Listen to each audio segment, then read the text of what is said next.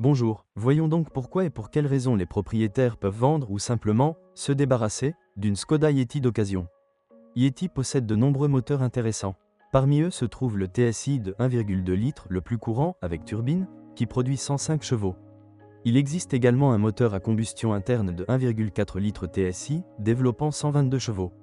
S et atmosphérique classique 1,6 litres, 110 L, avec.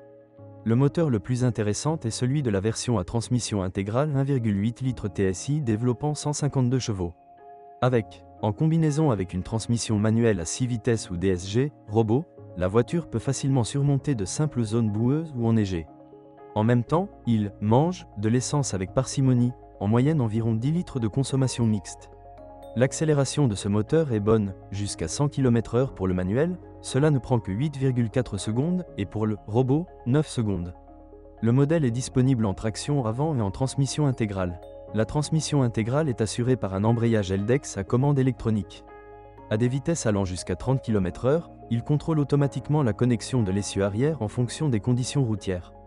Il y a une suspension à jambes de force McPherson à l'avant et multibras à l'arrière.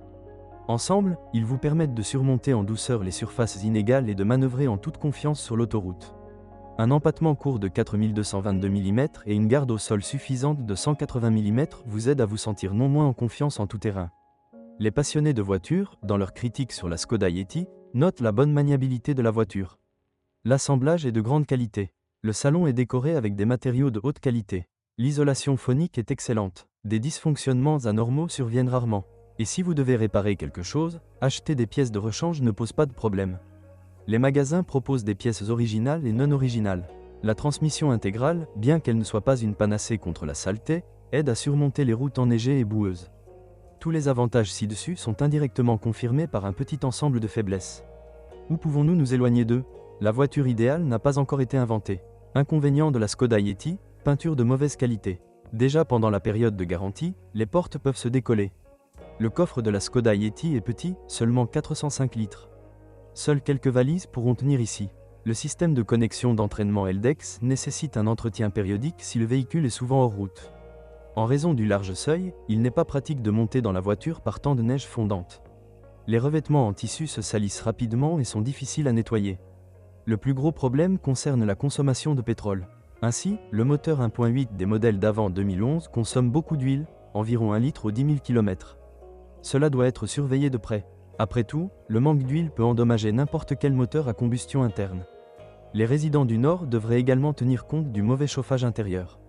Selon certaines critiques, à une température de moins 20 degrés, il faut environ 30 minutes de mouvement ou environ 5 km pour réchauffer l'intérieur.